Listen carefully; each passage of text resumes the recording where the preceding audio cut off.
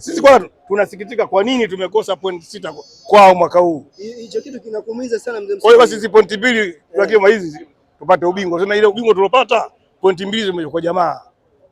Lakini kubwa naomba wana Yanga tu leo kidogo mahudhurio yameridhisha. Waje kwa wingi viwanjani kushangilia timu yao.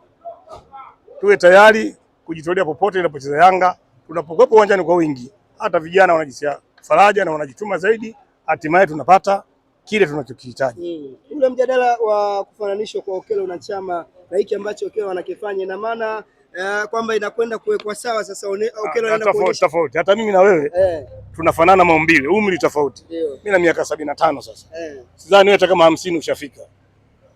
Ni vitu tofauti. Chama kwa na wakati wake, Okello na wakati wake. Okello anatoka Uganda na kuja hapa kapiga bao 20. Sawa. Vipers bingwa na medali yake umemwekea. Kwa muda mchache hesabu mtahesabu goli ngapi kafunga, katoa pasi ngapi, hilo jukumu ni wachambuzi kuchambua.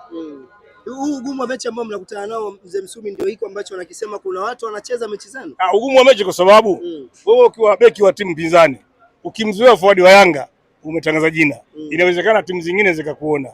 Ukiwa forward ukifunga Yanga umetangaza jina. Kuna timu zingine watakuchukua, utaona kwamba sasa wewe umekomaa. Ndio hicho tu. Haya kawaida katika mchezo. Sio kwamba kuna watu kama ulivyosema wanacheza. Hakuna.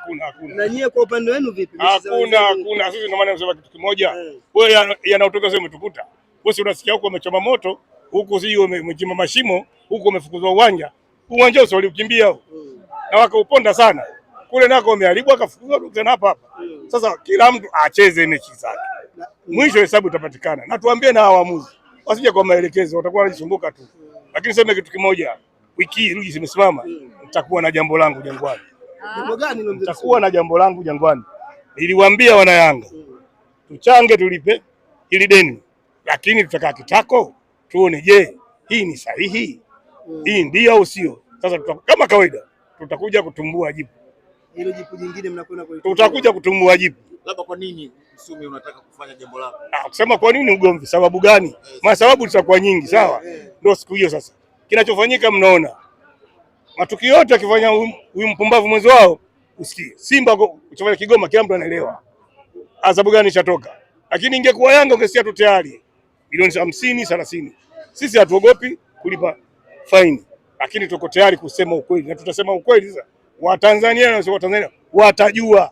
Kwa sababu kuna mesali moja, ukiona mtoto mdogo anakupiga kibao, jiandae kupigana na mkubwa mwenzio. Sasa tunataka siku hiyo tuje tumseme huyu mkubwa ujificha mgongoni. Kwenda shina la karanga utaonekana tu. Sio kama mmeanza kuingia na